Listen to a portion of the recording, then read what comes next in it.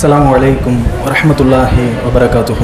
ஆகு எனும் கட்டளையின் மூலம் அனைத்தையும் ஆகுமானதாக்கி காட்டியும், ஓது எனும் கட்டளையின் மூலம் உலக மறையையும் உத்தம நபியையும் உலகிற்கு தந்தும், பாகுபாடுகளின்றி மனிதர்கள் அனைவரும் ஒரு தாய் தகப்பனின் பிள்ளைகள் எனும் சமத்துவத்தை பறைசாற்றிய எல்லாமல்ல ஏக இறைவனாகிய அல்லாஹ் ரப்புல் ஆலமீனை போற்றி புகழ்ந்தவனாக என்னுடைய இந்த உரையினை ஆரம்பம் செய்கின்றேன்.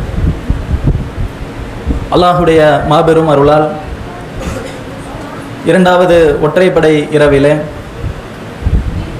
லைலத்துல் கத்ர் இரவாக இருக்குமோ என்ற ஒரு எண்ணத்தில் அதிகமான அமல்களை செய்வதற்காக வேண்டி, அதன் மூலம் இறையருளை பெறுவதற்காக வேண்டி நாம் எல்லாம் இங்கு ஒன்று குழுமி இருக்கிறோம். இந்த நேரத்தில் ஒரு சில முக்கியமான விஷயங்களை உங்களுடன் பகிர்ந்து கொள்ள ஆசைப்படுகின்றேன். அல்லாஹுடைய தூதர் நபிகள் நாயகம் ஸல்லல்லாஹு அலைஹி வஸல்லம் அவர்கள் மனிதருடைய உள்ளத்தை பற்றி சொல்கின்ற பொழுது, உங்களுடைய உடலிலே ஒரு சதை துண்டு உள்ளது, அந்த சதை துண்டு சீராக இருக்குமேயானால் உங்களது அனைத்து செயல்களும் சீராக இருக்கும். அந்த சதை துண்டு சீர்கெட்டு விடுமேயானால் அனைத்துமே சீர்கெட்டு விடும், கவனத்தில் கொள்ளுங்கள், அதுதான் உங்களுடைய உள்ளம் அப்படின்னு சொல்லி அல்லாஹுடைய தூதர் நபிகள் நாயகம் ஸல்லல்லாஹு அலைஹி வஸல்லம் அவர்கள் கூறுகிறார்கள். மேலும் இந்த உள்ளத்தை பற்றி இன்னொரு இடத்துல அல்லாஹுடைய தூதர் சொல்லும் பொழுது, ஒரு பாலைவன பெருவெளியில அந்த மணல்ல ஒரு சிறகு இருக்கின்ற நேரத்தில் காற்றடிக்கும் பொழுது எப்படி அந்த சிறகு நாலாபுறமும் பறக்குமோ, அதுபோலதான் மனிதருடைய உள்ளமும் திசை மாறிக்கொண்டே இருக்கும். அதனால தான் அல்லாஹுடைய தூதர் சொல்றாங்க, உள்ளங்களை புரட்டக்கூடியவனே என்னுடைய உள்ளத்தை இந்த மார்க்கத்தில் நிலை பெற செய்வாயாக. உடனே சஹாபாக்கள் எல்லாம் ரசூலுல்லாஹ்ட்ட கேட்குறாங்க, அல்லாஹுடைய தூதரை, நாங்கள் அல்லாஹ்வை நம்பிக்கை கொண்டிருக்கிறோம், உங்களையே ஏற்றிருக்கிறோம், நீங்க ஏன் இவ்வளவு அச்சப்படுறீங்க அப்படின்னு சொல்லி கேட்கும் பொழுது அல்லாஹுடைய தூதர் சொல்றாங்க, உள்ளங்கள் அல்லாஹுடைய இரு விரல்களுக்கு மத்தியில் இருக்குது, அல்லாஹ் நாடினால் அதை புரட்டி விடுவான். அதனால உள்ளங்களை புரட்டக்கூடியவனே என்னுடைய உள்ளத்தை இந்த மார்க்கத்தில் நிலை பெற செய்வாயாக அப்படின்னு கேளுங்க அப்படின்னு சொல்லி அல்லாஹுடைய தூதர் சொல்லி காட்டுறாங்க. மேலும் அல்லாஹ் ரப்புல் ஆலமீன் திருமறை குர்ஆன்ல பல நபிமார்களுடைய வரலாறுகளை சொல்லி காட்டுகின்றான். ஏராளமான நபிமார்களுடைய வரலாறுகளை அல்லாஹ் தஆலா இந்த மனித சமுதாயம் படிப்பினை பெற வேண்டும் என்பதற்காக வேண்டி சொல்லி காட்டுகின்றான். அப்படி சொல்லும் பொழுது இறுதி தூதரான முஹம்மது நபிகள் நாயகம் ஸல்லல்லாஹு அலைஹி வஸல்லம் அவர்களை பார்த்து, வத்லு அலைஹிம் நபா இப்ராஹிம், முஹம்மதே இப்ராஹிமுடைய வரலாறை மக்களுக்கு எடுத்து சொல்லுங்க அப்படிங்கிறான். வத்லு அலைஹிம் நபா நூஹ், முஹம்மது நூஹுடைய வரலாறை இந்த மக்களுக்கு எடுத்து சொல்லுங்க. வத்லு அலைஹிம் நபா இப்னு ஆதம பில் ஹக்கி, ஆதமுடைய இரு புதல்வர்களுடைய உண்மை வரலாற்றை மக்களுக்கு எடுத்து சொல்லுங்க என்று வரலாறை எடுத்து சொல்லுங்கன்னு சொல்லி அல்லாஹ் ரப்புல் ஆலமீன் இவ்வளவு முக்கியத்துவத்தை வரலாறுக்கு கொடுக்கிறான் என்று சொன்னார். ஏன் அவ்வளவு முக்கியத்துவத்தை கொடுக்கிறேன் என்பதற்குண்டான விளக்கத்தையும் அல்லாஹ் ரப்புல் ஆலமீன் திருமறை குர்ஆன்ல சொல்றான். எப்படி சொல்றான்? வ குல்லன் நகுஸ்ஸ அலைக மின் அம்பாயிர் ருசுல், இந்த நபிமார்களுடைய வரலாறுகளை நாம் எதற்காக சொல்கிறோம் என்றால், மானு சப்பித் பிஹி ஃபுஆதக், அதன் மூலம் உங்களுடைய உள்ளங்கள் பலப்படும், அதன் மூலம் அவர்களுக்கு ஏராளமான அறிவுரையும் படிப்பினையும் உள்ளது என்பதற்காக வேண்டிதான் நாம் நபிமார்களுடைய வரலாறுகளை உங்களுக்கு எடுத்து கூறுகிறோம் என்று சொல்லி அல்லாஹ் ரப்புல் ஆலமீனும் உள்ளத்தை பலப்படுத்துவதற்கு, உள்ளத்தை பக்குவப்படுத்துவதற்கு ஏராளமான நபிமார்களுடைய வரலாறுகளை திருமறை குர்ஆன்ல சொல்லி காட்டுறான். அப்ப அந்த வரிசையில இன்றைய இந்த ஒற்றைப்படை இரவுல முதலாக படைக்கப்பட்ட, அதாவது ஒட்டுமொத்த மனித குலத்துக்கும் தகப்பனாக விளங்கக்கூடிய ஆதம் அலைஹிஸ்ஸலாம் அவர்களுடைய வரலாறு குறித்தும், அதன் மூலம் நாம் பெற வேண்டிய மிக முக்கியமான ஒரு பாடத்தை குறித்தும் இன்ஷா அல்லாஹ் இன்றைய தினம் நம்ம பார்க்க இருக்கிறோம். அது என்ன? ஆதம் நபி. ஆதம் நபின்னு சொன்னாலே ஒரு சிறுவனிடத்துல கேட்டா கூட உடனே சொல்லுவான், எப்ப ஆதம் நபியை பத்தி ஏதாவது சொல்லுப்பா அப்படின்னு சொல்லி கேட்டோம்னா உடனே அந்த சிறுவன் சொல்லுவான், ஆதம் நபியா, அவர் அல்லாஹ் தன்னுடைய கையாலேயே படைச்சான், உலகத்துல முதல்ல படைக்கப்பட்ட ஒரு மனிதர்னு சொன்னா அது ஆதம் அலைஹிஸ்ஸலாம் அவர்கள் தான் என்று சின்ன பையன் கூட சொல்லுவான். அப்ப முதல்ல அந்த வரலாற்றினுடைய சுருக்கத்தை பார்ப்போம். என்ன வரலாறு? ஆதம் அலைஹிஸ்ஸலாம் அவர்களை அல்லாஹ் படைக்கிறான். படைச்ச உடனே அங்க உள்ள வானவர்களுடைய கூட்டத்தை பார்த்து ஆதமுக்கு அடிபணியுங்கன்னு சொல்றான். நல்லா புரிஞ்சுக்கணும், அந்த கூட்டத்துல தான் இப்லீஸ் என்ற ஷைத்தானும் இருக்கிறான். அப்ப வானவர்கள் எல்லாம் அடிபணிகிறார்கள், ஷைத்தான் மாத்திரம் அடிபணிய மறுக்கிறான். மறுத்த உடனே அல்லாஹ் ரப்புல் ஆலமீன் என்ன செய்யறான்? கோபப்பட்டு ஷைத்தானை அந்த சபையை விட்டு தூக்கி எறியறான். அப்படியே இந்த பக்கம் பார்த்தோன்னா ஆதம் அலைஹிஸ்ஸலாம் அவர்களுக்கு எல்லா விஷயங்களையும் அல்லாஹ் ரப்புல் ஆலமீன் கற்றுக் கொடுக்கிறான். கற்றுக் கொடுத்ததற்கு பிற்பாடு ஆதம் அலைஹிஸ்ஸலாம் அவர்களையும் ஹவ்வா அலைஹிஸ்ஸலாம் அவர்களையும் ஒரு சுவனத்தில் அனுப்பிவிட்டு, சோலையில் அனுப்பிவிட்டு, இங்க விரும்பியவாறு இருங்க, ஆனா அந்த மரத்தை மட்டும் நெருங்காதீங்க அப்படின்னு அல்லாஹ் ஒரு கட்டளையை பிறப்பிக்கிறான். அவங்க என்ன செய்யறாங்க? அல்லாஹ்வுடைய கட்டளையை மீறி அந்த மரத்தை நெருங்குகிறார்கள், அந்த பழத்தை சாப்பிட்டு விடுகிறார்கள். அப்ப ரெண்டு பேர்த்தோட விஷயத்தையும் எடுத்து பார்த்தோம்னா, ஷைத்தானும் அல்லாஹ்வுடைய கட்டளைக்கு மாறு செஞ்சிட்டான், ஆதம் அலைஹிஸ்ஸலாம் அவர்களும் அல்லாஹ்வுடைய கட்டளைக்கு மாறு செய்து விட்டார்கள். அடிபணின்னு சொன்ன ஒரு விஷயத்தை ஷைத்தான் என்ன பண்ணிட்டான்? அடிபணியாம விட்டுட்டான். மரத்தின் பக்கம் நெருங்காதீங்கன்னு தடுத்த ஒரு விஷயத்தை ஆதம் அலைஹிஸ்ஸலாம் அவர்கள் என்ன செஞ்சிட்டாங்க? நேரா போயிட்டு அந்த மரத்தை அணுகிட்டாங்க. அப்ப ரெண்டு பேருமே ஒரே தவறு தான் செஞ்சிருக்கிறாங்க. என்ன தவறுனா, அல்லாஹ்வுடைய கட்டளையை மீறிட்டாங்க. செயல்கள் ஒன்றுதான், ஆனா தீர்ப்புகள் வெவ்வேறு. என்ன வெவ்வேறு? ஆதம் அலைஹிஸ்ஸலாம் அவர்களை அல்லாஹ் மன்னிக்கிறான், ஷைத்தானை அல்லாஹ் ரப்புல் ஆலமீன் சபிக்கிறான், சபையை விட்டு தூக்கி எறிகிறான், கியாமத் நாள் வரைக்கும் அவன் மீது சாபம் உண்டாகட்டும் என்று சொல்றான். அப்ப இங்கதான் நமக்குள்ள ஒரு கேள்வி எழும். மனித இனத்தை படைச்சதும் அல்லாஹ் தான், ஜின் இனத்தை படைச்சதும் அல்லாஹ் தான். மனுஷ செஞ்ச தப்புக்கு அல்லாஹ் ரப்புல் ஆலமீன் மன்னிச்சு விட்டுறான், ஜின் இனத்தை சேர்ந்த இப்லீஸ் செஞ்ச தப்புக்கு அல்லாஹ் ரப்புல் ஆலமீன் தண்டிக்கிறான்னு சொன்னா, இந்த இடத்துல தான் முஸ்லிம்களா இருக்கக்கூடிய நாம், குறிப்பாக தௌஹீதுவாதிகளாக இருக்கக்கூடிய நாம் பெற வேண்டிய மிக முக்கியமான ஒரு பாடம் அமைந்திருக்கிறது. இப்போ வரலாறுக்குள்ள போவோம். அல்லாஹ் ரப்புல் ஆலமீன் என்ன செய்யறான்? தன்னுடைய கைகளாலேயே ஆதம் அலைஹிஸ்ஸலாம் அவர்களை படைக்கிறான். படைச்சு ஆதம் அலைஹிஸ்ஸலாம் அவர்களுக்கு அனைத்து விஷயங்களையும் கற்றுக் கொடுக்கிறான். நல்லா புரிஞ்சுக்கணும், நம்மோட அறிவோட ஒப்பிட்டோன்னு வைங்களேன், ஆதம் அலைஹிஸ்ஸலாம் அவருடைய அறிவுக்கும் நம்மோட அறிவுக்கும் கம்பேர் பண்ணோன்னு வைங்களேன், மைனஸ்ல போகும். அந்த அளவுக்கு ஆதம் அலைஹிஸ்ஸலாம் அவர்கள் அறிவார்ந்தவர். உதாரணத்துக்கு பேசக்கூடிய இந்த மைக் இருக்குன்னு வைங்களேன், இங்கிலீஷ்ல மைக்குங்கிறோம், தமிழ்ல ஒலி வாங்கிங்கிறோம், இப்படி ஒவ்வொரு பாஷையில ஒவ்வொரு மொழியில சொல்லுவோம். ஆதம் அலைஹிஸ்ஸலாம் அவர்களுக்கு எல்லாத்தையும் அல்லாஹ் கற்றுக் கொடுத்தான், எல்லா மொழிகளையுமே அல்லாஹ் ரப்புல் ஆலமீன் கற்றுக் கொடுத்தான். அப்ப அப்பேற்பட்ட அறிவார்ந்த ஒரு மனிதர் தான் ஆதம் அலைஹிஸ்ஸலாம் அவர்கள். அப்படி படைச்சு அல்லாஹ் என்ன செய்யறான்? அவரை கண்ணியப்படுத்தும் விதமா வானவர்களுடைய அந்த கூட்டத்தை பார்த்து, இது குல்னா லில் மலாயிகத்தி இஸ்ஜுது லி ஆதம, ஆதமுக்கு அடிபணியுங்கள் என்று அவர்களிடத்துல அல்லாஹ் ரப்புல் ஆலமீன் சொல்றான். ஃபஸஜது, அத்தனை பேரும் அடிபணிகிறார்கள், இல்லா இப்லீஸை தவிர. அப்ப அவன் அடிபணிவதை மறுத்து விட்டான், வஸ்தக்பர, அவன் தற்பெருமை கொண்டான் அப்படின்னு சொல்லி அல்லாஹ் ரப்புல் ஆலமீன் திருமறை குர்ஆன்ல சொல்றத பார்க்கிறோம். அப்ப என்ன ஆகுது? அவன் சஜிதா பண்ண மறுக்கிறான், ஆதம் அலைஹிஸ்ஸலாம் அவர்களுக்கு கட்டுப்பட மறுக்கிறான், ஒட்டுமொத்த வானவர்களும் கட்டுப்பட்டு விட்டார்கள், ஆனால் இப்லீஸ் மாத்திரம் அடிபணியாம இருக்கிறான். உடனே அல்லாஹ் ரப்புல் ஆலமீன் ஷைத்தான் இடத்துல கேட்கிறான், இப்லீஸை பார்த்து கேட்கிறான், கால மா மனாக்க அன் தஸ்ஜுத லிமா ஹலக்து பியதைய, ஆதமுக்கு அடிபணிவதை விட்டும் உன்னை தடுத்தது எது அப்படின்னு சொல்லி அல்லாஹ் ரப்புல் ஆலமீன் ஷைத்தான் ஏன் அடிபணியல அப்படிங்கிறதுக்கு உண்டான காரணத்தை கேட்கிறான். அப்ப ஷைத்தான் சொல்றான், கால அன கைரும் மின்ஹு, நான் அவரை விட சிறந்தவன். எப்படி சிறந்தவன்? ஹலக்தனி மின்னார் வ ஹலக்தஹு மின் தீன், என்ன நெருப்பால படைச்சிருக்கிற, அவரை மண்ணால படைச்சிருக்கிற, மண்ணை விட நெருப்பு உயர்ந்தது, அதனால எனக்கு கீழே உள்ள ஒரு மனிதருக்கு நான் அடிபணிய மாட்டேன் என்று ஷைத்தான் தான் ஏன் அடிபணியல அப்படிங்கிறதுக்கு உண்டான காரணத்தை அல்லாஹ் இடத்துல சொல்றான். சொன்ன உடனே அல்லாஹ் ரப்புல் ஆலமீன் என்ன செய்யறான்னா திரும்பவும் கேட்கிறான், அதாவது என் கைகளால படைச்ச ஒரு மனிதருக்கு அடிபணிய மாட்டேன்னு சொல்றியே, ஏன் அடிபணிய மாட்டேங்கிற?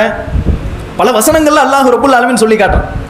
அதுக்கு ஷைத்தான் சொல்றான், அதாவது சேற்றிலிருந்து எடுக்கப்பட்ட ஒரு மண்ணால படைக்கப்பட்ட மனுஷனுக்கு என்ன அடிபணிய சொல்றியே, கால அரைத்தக்க ஹாதல்லதி கர்ரம் தலைய, இதுதான் நீ என்ன கண்ணியப்படுத்தக்கூடிய விதமா?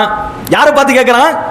படைச்சவனை பார்த்து, அல்லாஹ்வை பார்த்து ஷைத்தான் கேட்கிறான், கால அரைத்தக்க ஹாதல்லதி கர்ரம் தலைய, சேற்றில இருந்து எடுக்கப்பட்ட கருப்பு களிமண்ணால படைக்கப்பட்ட ஒரு மனுஷனுக்கு அடிபணிய சொல்றிய, இதுதான் என்ன கண்ணியப்படுத்தக்கூடிய விதமா? இதுதான் எனக்கு மரியாதை கொடுக்கக்கூடிய விதமா அப்படின்னு சொல்லி ஷைத்தான் அல்லாஹ்விடத்துல கேட்கிறான். இந்த இடத்துல நல்லா புரிஞ்சுக்கணும், யாருக்கு கட்டுப்பட சொன்னா அப்படிங்கறத தான் ஷைத்தான் பார்த்தானே தவிர கட்டுப்பட சொன்னது யாரு அப்படிங்கறத அவன் மறந்துட்டான். உதாரணத்துக்கு ஒரு சபையில இருக்கிறோம், அந்த சபையில எல்லா அரசு அதிகாரிகளும் இருக்கிறார்கள். தாசில்தார்ல இருந்து ஆர்ஐல இருந்து அத்தனை துறை அதிகாரிகளும் ஒரு சபையில இருக்கிறாங்க. அந்த இடத்துக்குள்ள சிஎம் என்ட்ரு ஆகிறாருன்னு வைங்க. உள்ள நுழைஞ்ச உடனே ரைட் சைடில் இருக்கிற தாசில்தாரை கூப்பிட்டு, எப்பா வெளியில போய் ஒரு டீ வாங்கிட்டு வா அப்படின்னு சொன்னா தாசில்தார் என்ன செய்வாரு? நான் யாரு தெரியுமா?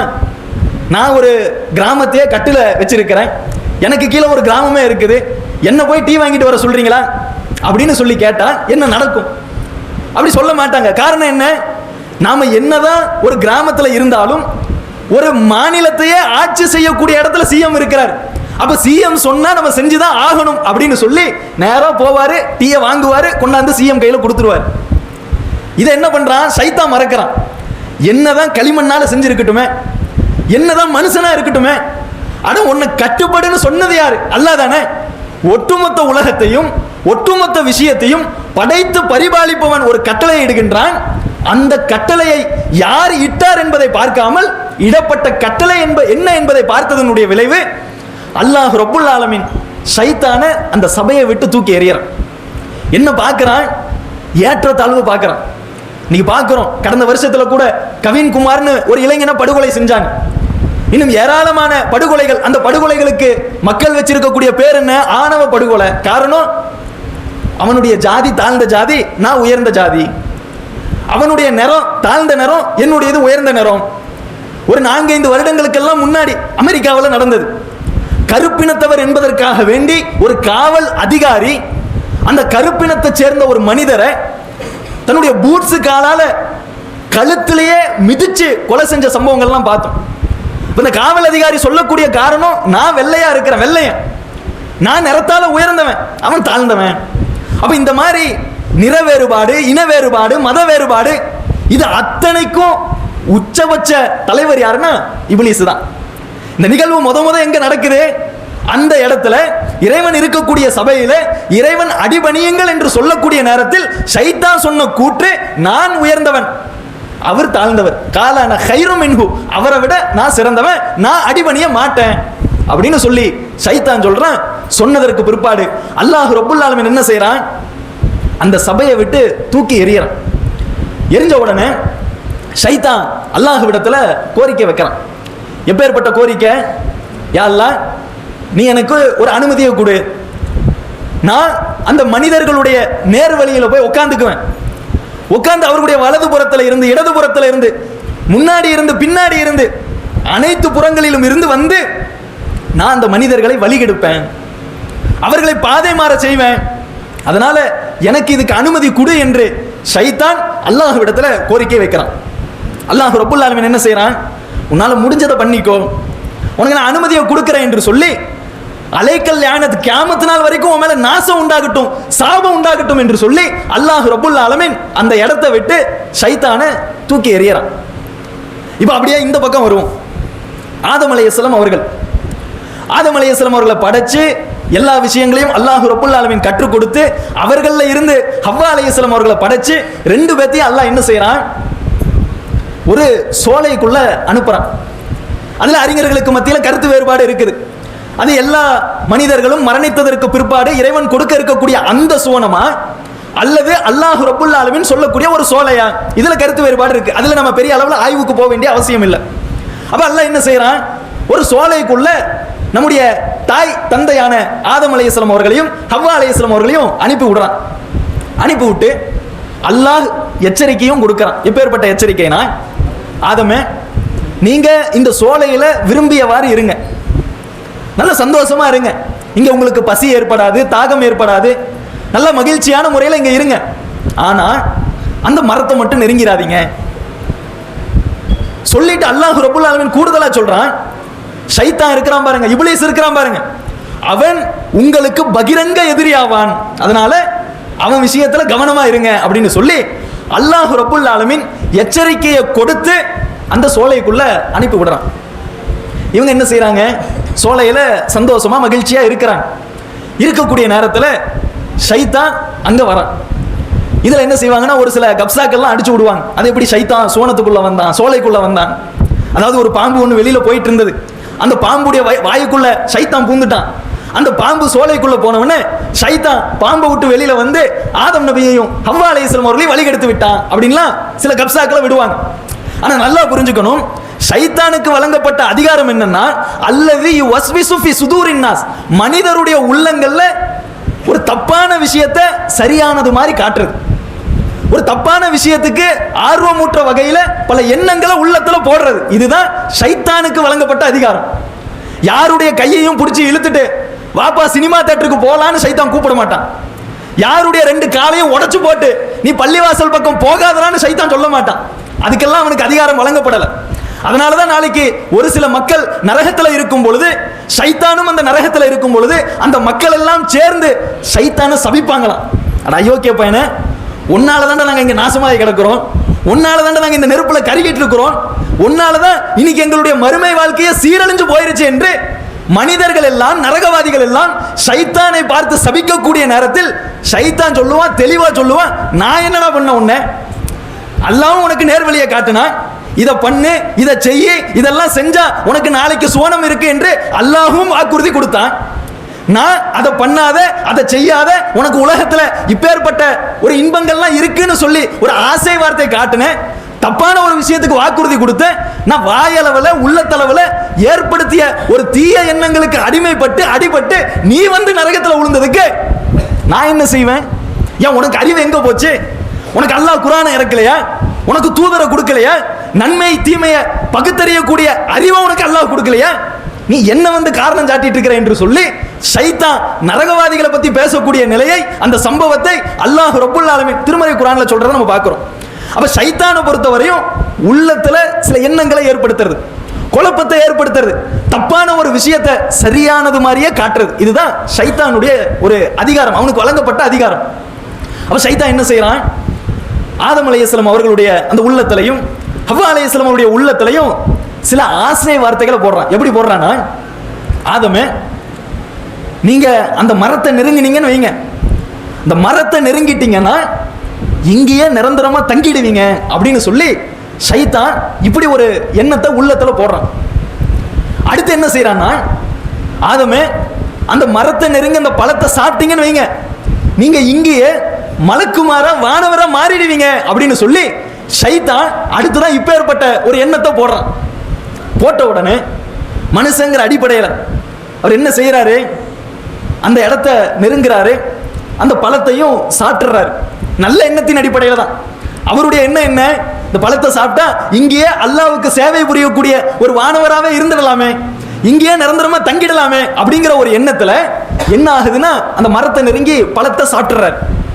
சாப்பிட்ட உடனே அல்லாஹ் ரப்புல் ஆலமீன் திரும்ப வரான். நல்லா புரிஞ்சுக்கணும், இதுல கூட அல்லாஹ்வுடைய கருணையை நம்மால பார்க்க முடியும். ஆதமுக்கு அடிபணிங்கன்னு சொல்லும் பொழுது அடிபணியாம ஷைத்தான் விட்டுட்டான். அது எப்படா நீ அடிபணியாம இருக்கலாம் அப்படின்னு சொல்லி அல்லாஹ் எடுத்தவனே கேட்டவனை தூக்கி எறியல. அல்லாஹ் என்ன செய்யறான்? ஷைத்தான் இடத்துலயும் கேட்கிறான், மனாக்கான் தஸ்ஜுதலிமா ஹலக்து பியதைய, நீ ஏன் அடிபணியல?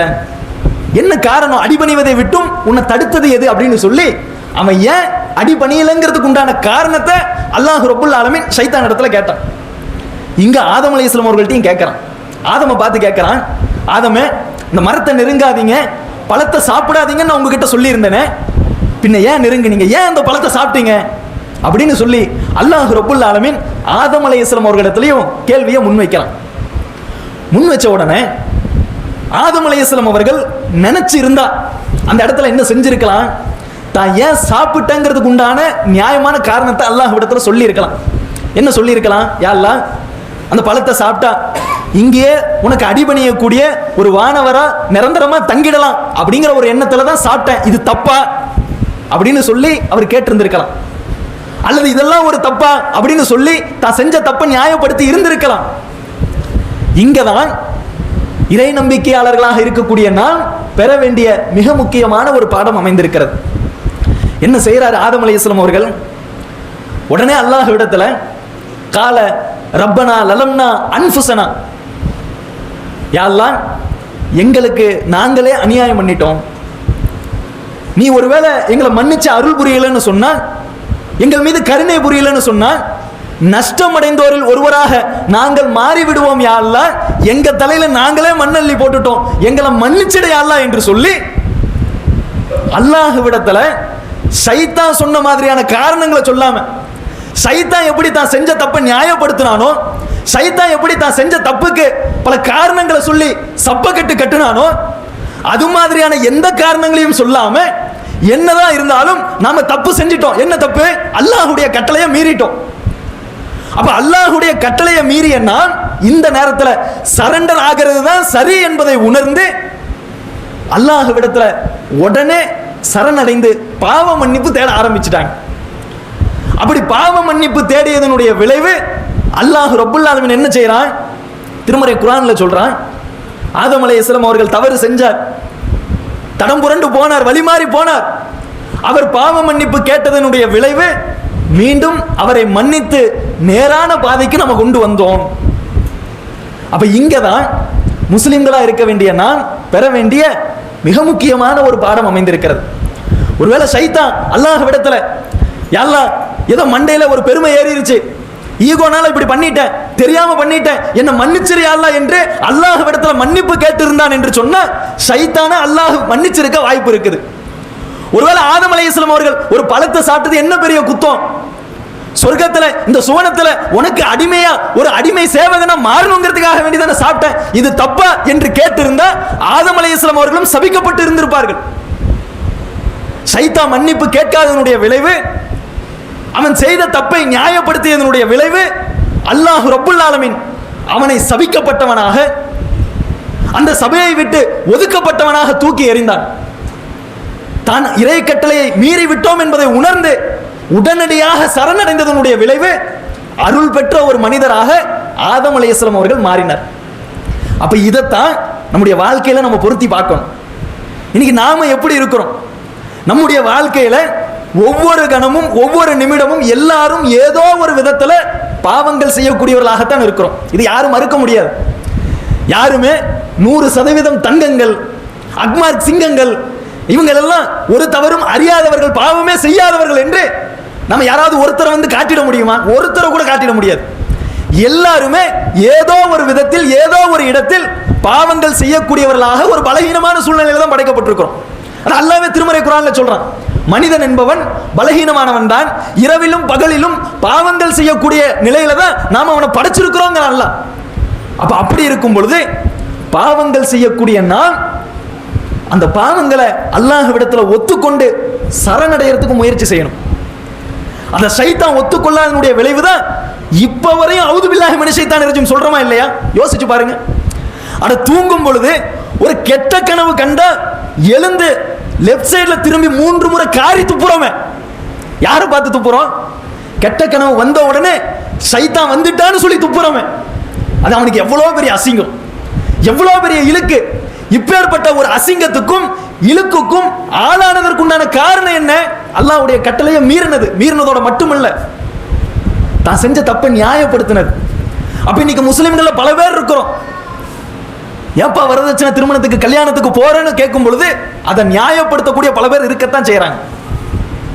ஏப்பா வட்டிக்கு லோன் வாங்கி வீடு கட்டுறேன்னு கேட்கும் பொழுது அதை நியாயப்படுத்தக்கூடிய பல பேர் இன்னைக்கு இருக்கத்தான் செய்யறாங்க. என்னப்பா ஆடம்பரமா வாழ்க்கை போயிட்டு இருக்குது, அது இதுன்னு வாங்கி குமிக்கிறியே, இஎம்ஐல வாங்குறியாப்பான்னு கேட்கும் பொழுது 0% இன்ட்ரெஸ்ட் தானே, இது என்ன தவறு இருக்கு, நான் கரெக்டா அந்த டேட்டான கட்டிட போறேன்னு அல்லாஹ் திருமறை குர்ஆன்ல தெளிவா சொல்லிட்டான்.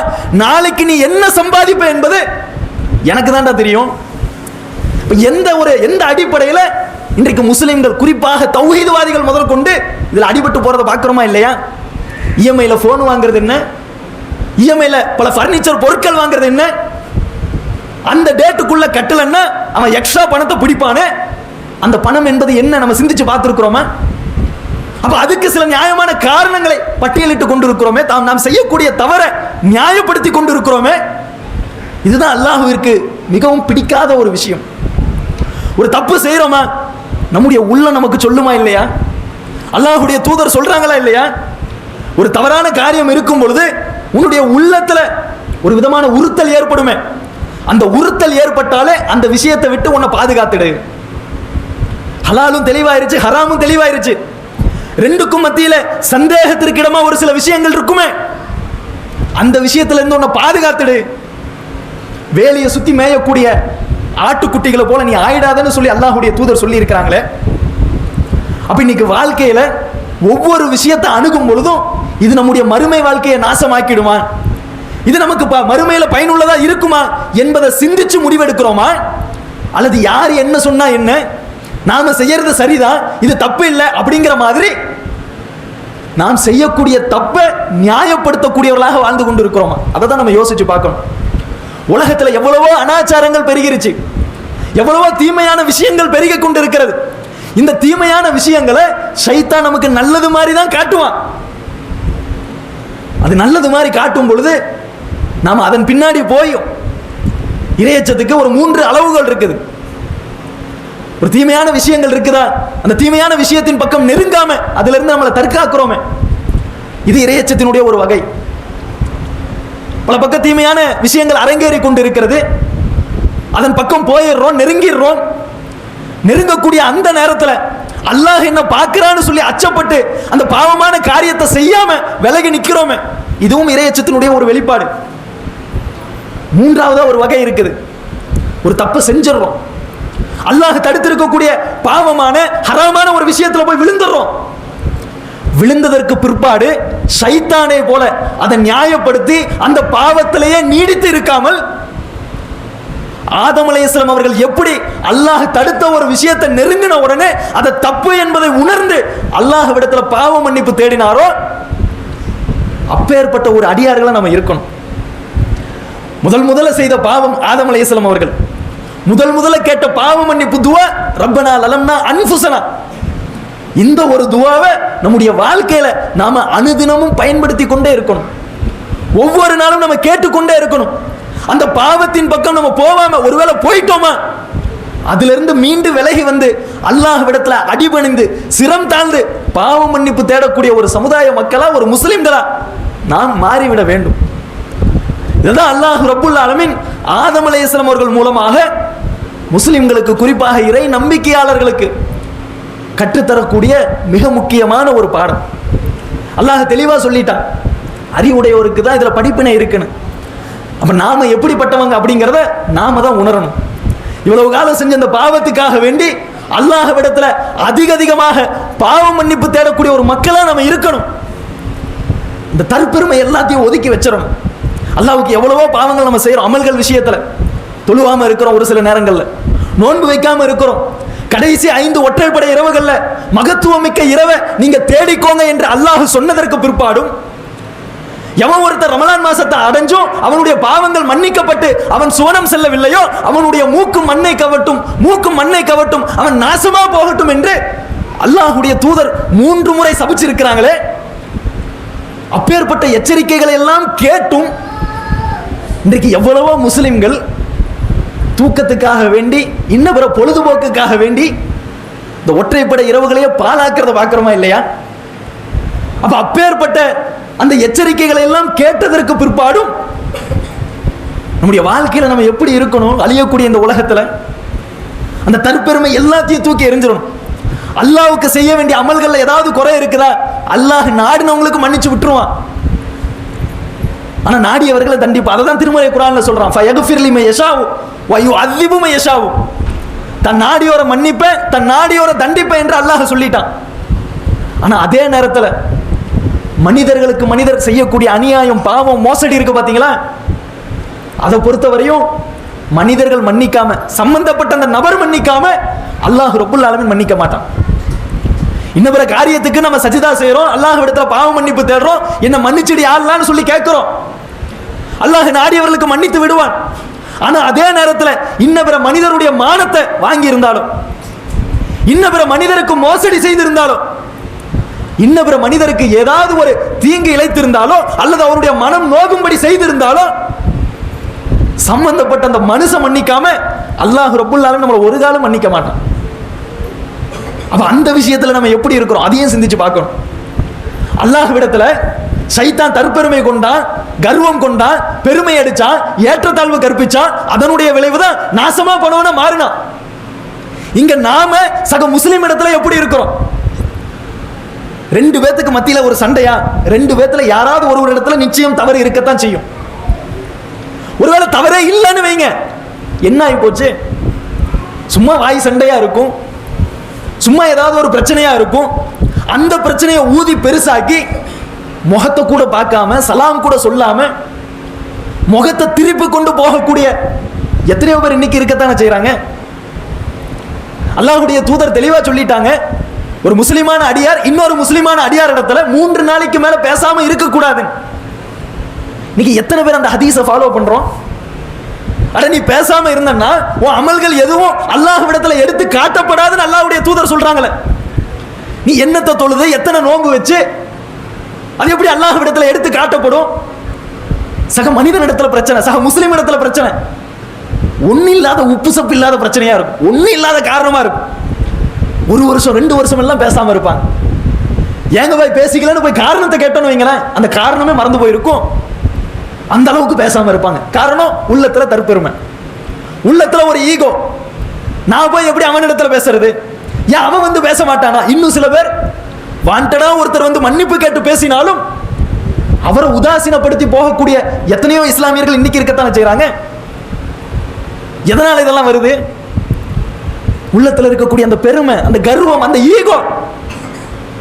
இது இருக்கலாமா? இது இருந்ததனுடைய விளைவுதான் ஷைத்தான் நாசமா போனான், ஷைத்தான் அழிந்து போனான். ஒவ்வொரு முஸ்லிம்களுடைய வாயில இருந்தும் யா அல்லாஹ் இப்பேற்பட்ட கொடியவனிடத்துல இருந்து என்ன காப்பாத்து யா அல்லாஹ் என்று சொல்லி பாதுகாப்பு தேடுறோம்னா, அப்பேற்பட்ட ஒரு நிலைக்கு ஷைத்தான் தள்ளப்பட்டதற்குண்டான காரணம் இந்த தற்பெருமை தானே, அவனுடைய உள்ளத்துல இருந்த இந்த ஈகோ தானே. அப்ப என்னத்தை போயிட்டு பெருசா எத்தனை வருஷம் வாழ போறோம்? நாம எல்லாரும் அல்லாஹ்விடத்துல ஏதாவது பத்திரத்துல கையெழுத்து போட்டு வாங்கிட்டு வந்திருக்கிறோமா? எல்லாம் 70 வயசு வரையும் என்ன கைப்பற்றிராது அப்படின்னு சொல்லிட்டா வந்திருக்கிறோம். கடந்த ரமலான்ல பார்த்த எத்தனையோ பேர் இந்த ரமலான்ல இல்லையே. அடுத்த வருஷம் எத்தனை பேர் இருக்க போறோங்கிறது தெரியலையே. அப்ப அப்படி இருக்கக்கூடிய ஒரு சூழல்ல சக முஸ்லிம் இடத்துல சின்ன சின்ன அற்ப சொற்பமான காரணங்களுக்காக வேண்டி எல்லாம் பேசாம இருக்கிறோமே. 2 பேத்துக்கு மத்தியில ஒரு பிரச்சனையா? 2 பேத்துல யாராவது ஒரு இடத்துல நிச்சயம் தவறு இருக்கும். என் மேலதான் தவறு என்பதை நம்முடைய உள்ளமே கண்டிப்பா சொல்லும். அப்படி சொல்லுதா? அல்லாஹ்வுடைய திருப்தியை நாடி, அல்லாஹ்வுடைய முகத்துக்காக வேண்டி நேரா போயிட்டு சரண் அடைஞ்சிடணும் அவர்கிட்ட. பாய் மன்னிச்சுக்கோங்க பாய், அன்னைக்கு நான் தான் கொஞ்சம் அதிகமா பேசிட்டேன், நான் தான் தப்பு பண்ணிட்டேன், என்ன மன்னிச்சிருங்க பாய், பேசாமலாம் இருக்காதீங்க. சொல்லணுமா இல்லையா? எத்தனை முஸ்லிம்களுக்கு இன்னைக்கு இத்தனை இந்த பண்பு இருக்குது? எத்தனை பேர் இப்பேற்பட்ட ஒரு முஸ்லிம்களா வாழ்ந்து கொண்டு இருக்கிறோம்?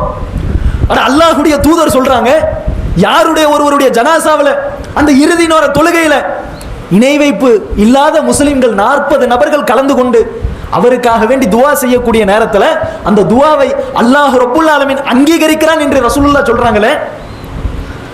அப்பேற்பட்ட ஒரு சொந்தங்களை சேகரிச்சு வச்சுட்டு சின்ன சின்ன அற்ப சொற்பமான காரணங்களுக்காக வேண்டி எல்லாம் அவரிடத்துல பேசாம இருந்தா இது சரியா இருக்குமா? அப்ப நாம இந்த இடத்துல பெற வேண்டிய மிக முக்கியமான ஒரு பாடம், நம்முடைய அந்த தற்பெருமை, இன்னபிற ஈகோ, அந்த கர்வம் அத்தனையும் தூக்கி எறிஞ்சிட்டு நேரா போய் அவரிடத்துல மன்னிப்பு கேட்டணும். ஒருவேளை தப்பே நம்ம மேல இல்லைன்னு வைங்க. ரசூலுல்லாஹ்விடத்துல ஒரு பெண்மணி வராங்க, அல்லாஹ்வுடைய தூதரே, நான் ஒரு இடத்துல உறவாடணும்னு நினைக்கிறேன், நான் போயிட்டு உறவு கொள்றேன், அவருக்கு தேவையான உதவிகள் அத்தனையும் செய்யறேன், ஆனாலும் அவர்கள் என்ன உதாசீனப்படுத்துறாங்க, என்னுடைய சொந்தக்காரங்க தான் என்ன கேவலப்படுத்துறாங்க, இதுக்கு மேலே நான் அவங்களுடைய உறவை போய் பேணணுமா அப்படின்னு சொல்லி ஒரு சஹாபிய பெண்மணி ரசூலுல்லாஹ்விடத்துல வந்து கேட்கிறாங்க. அல்லாஹ்வுடைய தூதர் சொல்றாங்க, நீ உறவை பேணுமா, உனக்கு ரெட்டிப்பு கூலியா அல்லாஹ் கொடுப்பான் அப்படின்னு சொல்லி அல்லாஹ்வுடைய தூதர் அந்த பெண்மணிக்கு சொல்றதை பார்க்கிறோமா இல்லையா? அட தப்பே நம்ம மேல இல்லைங்க, தப்பு செஞ்சது அவராவே இருக்கட்டும், நாம இறங்கி போலாமே. அன்னை ஆயிஷா நாய்க்கு மேல சொல்லப்படாத அவதூறா எவ்வளவோ பயான்கள்ல கேள்விப்பட்டிருக்கிறோம். அந்த வரலாறு எடுத்தோம்னா பேசலாம் 2 மணி நேரத்திற்கு. அப்பேற்பட்ட பெண்மணியின் மீது ஒரு அவதூறு குற்றச்சாட்டு, அவங்களுடைய கற்பொழுக்கத்தை சீண்டும் விதமாக ஒரு பாரதூரமான குற்றச்சாட்டு. அல்லாஹ்வுடைய தூதரே மனம் நொந்து போறாங்க. வெளியில மக்கள் பேசிக்கொள்ற விஷயத்தை எல்லாம் கேட்டு கேட்டு கேட்டு ரசூலுல்லாஹ்வுடைய மனமே நொந்து போகுது. அப்பேற்பட்ட பேச்சுக்கள் வெளியில போயிட்டு இருக்குது. ஆயிஷா நாய்க்கு ஒரு பக்கம் ரூம்ல உட்கார்ந்து அமர்ந்து அழுது கொண்டே இருக்கிறார்கள். அவருடைய தகப்பனார் அபூபக்கர் ரலியல்லாஹு அன்ஹு ஒரு பக்கம் மிகுந்த ஆழ்ந்த வருத்தத்தில் கிடக்கிறாங்க. ரொம்ப நாள் நீடிக்குது இந்த அவதூறுடைய அந்த பிரச்சாரங்கள், அந்த வதந்திகள். அல்லாஹ் ஒரு கட்டத்தில் வஹியை இறக்குறான். ஆயிஷா மேல எந்த தவறும் இல்லை என்பதை அல்லாஹ் ரப்புல் ஆலமீன் காட்டுறான் வஹியின் மூலமா. காட்டியதற்கு பிற்பாடு அபூபக்கர் ரலியல்லாஹு அன்ஹு என்ன செய்யறாங்க? நாமளா இருந்தா என்ன பண்ணிருப்போங்க? நம்முடைய அக்கா தங்கச்சி மேல கற்பொழுக்கம் இல்ல உள்ள நம்முடைய அக்கா தங்கச்சி மீது யாராவது ஒருத்தர் தப்பா ஒரு அவதூறு பழி சுமத்துனாங்கன்னா நமக்கு எவ்வளவு கோபம் வரும். மிஞ்சு போனா குறைஞ்சபட்ச அளவுக்கு அவதூறு சொன்னவனுடைய பல்ல உடைச்சிருவோம். நீ எப்படி எங்க அக்காவை பத்தி இப்படி பேசலாம்? அபூபக்கர் ரலியல்லாஹு அன்ஹுடைய பாசமிகு மகள், ரசூலுல்லாஹ்வுடைய பாசமிகு மனைவி, அப்பேற்பட்ட ஒரு தீன்குல பெண்ணின் மீது இப்பேற்பட்ட ஒரு அவதூறு சொன்னவர் யாரு? அபூபக்கர் ரலியல்லாஹு அன்ஹுடைய சொந்தக்காரர், வேற யாரும் இல்ல. சொந்தக்காரர்ல எப்பேற்பட்ட சொந்தக்காரரு? ரொம்ப ஏழ்மையில இருக்கக்கூடியவர். அபூபக்கர் ரலியல்லாஹு அன்ஹு செய்யக்கூடிய உதவியின் மூலமா வாழக்கூடியவர் தான் அவரு. அப்பேற்பட்டவர் இப்படிப்பட்ட ஒரு காரியத்தை செஞ்சிட்டாங்க. ஏதோ அபூபக்கர் மென்மை குணம் படைத்தவர் என்பதற்காக வேண்டி அந்த இடத்துல என்ன செய்யறாங்க? அல்லாஹ்வின் மீது ஆணையா, இனி உனக்கு எந்த உதவியும் நான் செய்ய மாட்டேன், நீ என் முன்னாடி நிக்காதன்றாங்க. அல்லாஹ் பார்க்கறான். பார்த்துட்டு அல்லாஹ் என்ன செய்யறான்? வசனத்தை இறக்குறான். அல்லாஹ் உங்களை மன்னிக்க வேண்டும் என்று நீங்க விரும்ப மாட்டீங்களா? செஞ்சிட்டாரு, தப்பு பண்ணிட்டாரு, அவரை மன்னிக்க மாட்டீங்களா? நீங்க நான் உங்களை மன்னிக்கணும்னு நீங்க விரும்ப மாட்டீங்களா என்று அல்லாஹ் ரப்புல் ஆலமீன் வசனத்தை இறக்குறான். இறக்குனதனுடைய வெளிப்பாடு, நினைச்சிருந்தா அபூபக்கர் ரலியல்லாஹுடைய ஈகோ தடுத்து இருந்திருக்கலாம். நினைச்சிருந்தா அபூபக்கர் ரலியல்லாஹுடைய கோபம் அந்த இடத்துல தடுத்து இருந்திருக்கலாம். ஆனா அதை அத்தனையும் தூக்கி போட்டுட்டு பழையபடி நான் அவருக்கு உதவி செய்யறேன் என்ற ஒரு மனப்பான்மைக்கு வந்தாருன்னு சொன்னா, ஆனா அந்த பஞ்சாயத்தெல்லாம் விடவா இன்னைக்கு நம்முடைய பஞ்சாயத்து இருக்குது? நம்ம ரத்த சொந்த பந்தங்களுக்கு மத்தியில, நம்முடைய கொள்கை சொந்தங்களுக்கு மத்தியில இப்படிப்பட்ட ஒரு பிரச்சனையா இருக்குது. சிந்திச்சு பாருங்க. ஒண்ணு இல்லாத பிரச்சனைகளுக்காக வேண்டியெல்லாம் 1 வருஷம் 2 வருஷம் 3 வருஷம், அட இன்னும் பல பேர் மௌத்தே ஆயிருப்பாருங்க. மௌத்தானதற்கு பிற்பாடும் கூட அந்த குடும்பத்தினருடைய முகத்துல முழிக்காத எத்தனையோ முஸ்லிம்கள் இருக்கத்தானே செய்யறாங்க. இப்ப நாம என்ன மார்க்கத்தை விளங்கி இருக்கிறோம்? நாம என்ன கொள்கையை விளங்கி இருக்கிறோம்? அப்ப மறுமை ஒன்றுதான் இலக்கு, நாளை மறுமை தான் நிரந்தரமான ஒரு வாழ்க்கை இருக்கு என்பதை உணர்ந்தவர்கள் இது மாதிரியான விஷயங்கள், இது மாதிரியான பஞ்சாயத்துகள் எல்லாம் கலைந்து அவர்களோட இணக்கமா நடக்கணுமா இல்லையா? அதைத்தான் ஆதம் அலைஹிஸ்ஸலாம் அவர்கள் மூலம் நாம் பெற வேண்டிய பாடம். அல்லாஹ்வுக்கு நாம் ஏதாவது தவறு செய்யறோம், ஏதாவது ஒரு பாவங்கள் செய்யறோம், இணை கற்பிப்பு அல்லாம நாம் செய்யக்கூடிய பாவங்களை அல்லாஹ் நாடியவர்களுக்கு மன்னித்து விடுவான். ஆனா அதை தாண்டி மனிதரிடத்துல நாம் இப்படி இருக்கக்கூடிய விஷயத்தை சம்பந்தப்பட்ட அந்த மனிதர் மன்னிக்காதவரை அல்லாஹ் ரப்புல் ஆலமீன் நம்மை மன்னிக்க மாட்டான். ஆக இதை நாம உணர்ந்து நம்முடைய வாழ்க்கையில நாம் செய்த தவறுகளுக்கு, நாம் செய்த பாவங்களுக்கு சம்பந்தப்பட்ட நபர்களிடத்துல தவறே செய்யவில்லை என்றாலும் அவரிடத்துல போயிட்டு சுமூகமான முறையில சலாம சொல்லி புன்முறுவலோட சிரிச்சு அவருடைய உறவை பேணக்கூடியவர்களாக நம்ம இருக்கணும். தப்பு செஞ்சிருக்கக்கூடியவங்க என்ன செய்யணும்? நம்ம தப்பு பண்ணிட்டோம், நாம அவருக்கு அநியாயம் பண்ணிட்டோம், நாம அவருடைய மானத்தை வாங்கிட்டோம், அவருக்கு மோசடி செஞ்சிட்டோம், நாளைக்கு மறுமையில வந்து நின்னாருன்னா ஒண்ணு இல்லாம போயிடுவோம் என்பதை உணர்ந்து சம்பந்தப்பட்டவர்கிட்ட போய் நின்றணும். அதைத்தான் அல்லாஹ்வுடைய தூதர் சொல்றாங்க. சஹாபாக்களுக்கு மத்தியில் உரை நிகழ்த்தக்கூடிய அந்த நேரத்தில் முஃப்லிஸ் என்றால் யாரு தெரியுமா அப்படின்னு சொல்லி சஹாபாக்களிடத்துல கேட்கிறாங்க. அப்ப ஒட்டுமொத்த சஹாபாக்களும் சொல்றாங்க, அல்லாஹ்வுடைய தூதரை, முஃப்லிஸ் என்றால் எல்லாம் இருந்தும் இல்லாத போல இருப்பாங்களே அவரு தானே? இந்த உலகத்துல எல்லா சொத்து பத்துகளும் இருக்கும், ஆனா அதை அனுபவிக்க முடியாத ஒரு சூழல் ஏற்பட்டுரும், அவர் தானே முஃப்லிஸ் அப்படிங்கிறாங்க. அப்ப அல்லாஹ்வுடைய தூதர் சொல்றாங்க, அவர் இல்ல முஃப்லிஸ். உண்மையான முஃப்லிஸ்னா யாரு தெரியுமா? திவாலாகி போனவர்னா யாரு தெரியுமா? நாளைக்கு மறுமை நாள்ல அல்லாஹ் முன்னாடி வந்து நிப்பார், நன்மை மூட்டைகளோட வந்து நிப்பார். உலகத்துல அல்லாஹ்வுக்கு செய்ய வேண்டிய கடமையை நல்லா செஞ்சிருப்பார். ஐவேளை தொழுகையா பர்ஃபெக்டா தொழுதிருப்பார். 30 நாள் நோன்பா பர்ஃபெக்டா வச்சிருப்பார். அது இல்லாம சுன்னத்தான ஆசுரா நோன்பு, அரஃபா நோன்பு முதற்கொண்டு வச்சிருப்பார். அத்தனையும் கரெக்டா ஃபாலோ பண்ணியிருப்பார். அப்பேற்பட்ட வந்த நபர், நன்மைகள் மூட்டைகளோட வந்து நிற்கக்கூடிய அந்த நபர், அவருக்கு ஆப்போசிட்ல சில பேர் வருவாங்க. வந்துட்டு அல்லாஹ் இடத்துல சொல்லுவாங்க, யா அல்லாஹ், இவன் என்னுடைய மானத்தை அநியாயமா வாங்கிட்டான், அப்படியா? இந்த இவருடைய தொழுகையை எடுத்துக்கோ. அடுத்து ஒரு நபர் வருவார், யா அல்லாஹ், இவர் எனக்கு மோசடி பண்ணிட்டாரு, அப்படியா? இந்த இவருடைய நோன்பை எடுத்துக்கோ. அடுத்து ஒருத்தர் வருவார், யா அல்லாஹ் இவரு என்னிடத்துல கடனை வாங்கி ஏமாத்திட்டாரு, கொடுக்காம விட்டுட்டாரு, அப்படியா இருந்தா நீ இதை எடுத்துக்கோ எடுத்துக்கோ என்று சொல்லி மூட்டை மூட்டையா நன்மைகளோட வந்த அந்த நபர், அல்லாஹ்வுக்கு செய்ய வேண்டிய கடமைகள் எல்லாம் சரியாக செஞ்ச அந்த நபர் கடைசீட்ல ஒரு அமல்களும் இல்லாமல் ஒரு நன்மைகளும் இல்லாமல் நரகத்துல போய் விழுவார் என்று அல்லாஹ்வுடைய தூதர் எச்சரிக்கை செய்திருக்கிறார்களே, அந்த எச்சரிக்கைகளை எல்லாம் நம்முடைய ஆழ் மனதில் நாம் தெளிவாக பதிய வைத்துக் கொண்டு நம்முடைய இறுதி நேரம் வருவதற்கு முன்னாடி நம்முடைய வாழ்க்கையை சரி பண்ணிக்கணும். அடுத்த நிமிஷம் நிச்சயம் இல்லாத ஒரு வாழ்க்கையை தான் நம்ம வாழ்ந்துட்டு இருக்கிறோம். மறுமைக்காக ஆசைப்படணும், மறுமை வாழ்க்கைக்காக ஆர்வப்படணும். அதைத்தான் அல்லாஹ்வுடைய தூதர் நபித்தோழர்களுக்கு மத்தியில் பேசும்பொழுது சொல்றாங்க, மன் அஹப்ப லிகா அல்லாஹ் அஹப்பல்லாஹு லிகாஹு. யார் அல்லாஹ்வை சந்திக்கணும்னு ஆசைப்படுறீங்களோ அவங்கள சந்திக்க தான் அல்லாஹ் ஆசைப்படுவான். ஒமன் கரிஹ லிகா அல்லாஹ் கரிஹல்லாஹு லிகாஹு. யார் அல்லாஹ்வை சந்திப்பதை வெறுக்கிறீர்களோ அவரை சந்திப்பதை அல்லாஹ்வும் வெறுக்கிறான் அப்படிங்கிறாங்க. சஹாபாக்கள்லாம் கேட்குறாங்க ரசூலுல்லாஹ், அல்லாஹ்வுடைய தூதரை, அல்லாஹ்வை சந்திக்கணும்னு சொன்னா நாம இங்க மவுத் ஆகணும். இப்போ மவுத் ஆகுறதுன்னு சொன்னாலே எல்லாருக்கும் ஒரு அச்சம் இருக்குது, ஒரு பயம் இருக்குது. மலக்குல் மவுத் வந்து நின்றுட்டா என்ன பண்றது? மலக்குல் மவுத் வந்து நின்று நம்முடைய உயிரை கைப்பற்றக்கூடிய நேரத்தில் நம்ம அதுக்கப்புறம் எந்த அமலும் செய்ய முடியாது அப்படிங்கிற மாதிரியான ஒரு அச்சம், பய உணர்வு எல்லாருடைய உள்ளத்திலையுமே இருக்குது. அப்ப மவுத்துன்னு சொன்னாலே எல்லாரும் அச்சப்பட்டு வெறுக்கக்கூடியவர்களாகத்தானே இருக்கிறோம். அப்ப நீங்க இப்படி சொல்றீங்களே, இதை நாங்க எப்படி புரிஞ்சுக்கிறதுன்னு சொல்லி கேட்கிறாங்க. அப்ப அல்லாஹ்வுடைய தூதர் சொல்றாங்க, அதாவது ஒருத்தருடைய பார்வை மேலெழுந்து உடல் ரோமங்கள் எல்லாம் சிலிர்த்து விரல்களும் கால்களும் ஒன்றோடொன்று பின்னி பிணைந்து கொள்கிற அந்த இறுதி நேரம் மவுத்து வரக்கூடிய தருணத்தில் மன் அஹப்ப லிகா அல்லாஹ், யார் அல்லாஹ்வை சந்திக்க ஆசைப்படுறீங்களோ அவங்கள சந்திக்க அல்லாஹ் ஆசைப்படுறான். உமன் கரிஹ லிகா அல்லாஹ், யார் அல்லாஹ்வை சந்திப்பதை வெறுக்கிறீர்களோ அவரை சந்திப்பதை அல்லாஹும் வெறுக்கிறான். அந்த இறுதி நேரத்தை பத்தி ரசூலுல்லாஹ் சொல்றாங்க. அப்ப நல்லா புரிஞ்சுக்கணும், நம்முடைய மலக்குல் மவுத், நம்முடைய உயிரை கைப்பற்றக்கூடிய வானவர் வந்து நின்னுட்டாருன்னா நாம சந்தோஷமான முறையில் போக தயாரா இருக்கிறோமா? நமக்கு நாம கேள்வி கேட்டு பார்க்கணும். அப்படிப்பட்ட ஒரு இளைஞனா, அப்படிப்பட்ட ஒரு முதியவரா, அப்படிப்பட்ட ஒரு சிறுவனா, அப்படிப்பட்ட ஒரு இறை நம்பிக்கையாளனா நம்ம வாழ்ந்துட்டு இருக்கிறோமா? அப்படிப்பட்ட ஒரு தீன்குல பெண்களாகத்தான் நம்ம வாழ்ந்துட்டு இருக்கிறோமா அப்படிங்கிறத ஒவ்வொருத்தரும் நம்முடைய உள்ளத்துல கேட்டுக்கணும். அதனாலதான் ரசூலுல்லாஹ் தெளிவா சொல்லிட்டாங்க, இஸ்தபத்தி கல்பக வ இன் அஃப்தவுக வ இன் அஃப்தவுக வ இன் அஃப்தவுக. உலகத்துல உள்ளவங்க வந்தெல்லாம் உன்னை பத்தி சர்டிபிகேட் கொடுக்க வேண்டிய அவசியம் இல்லை. உலகமே சேர்ந்து உனக்கு ஒரு தீர்ப்பை கொடுத்தாலும் ஓ மனசாட்சி இடத்துல கேளு, நீ நல்லவனா கெட்டவனா என்பதை. 4 பேர் சொல்றதை வச்சு நீ முடிவு எடுக்காத.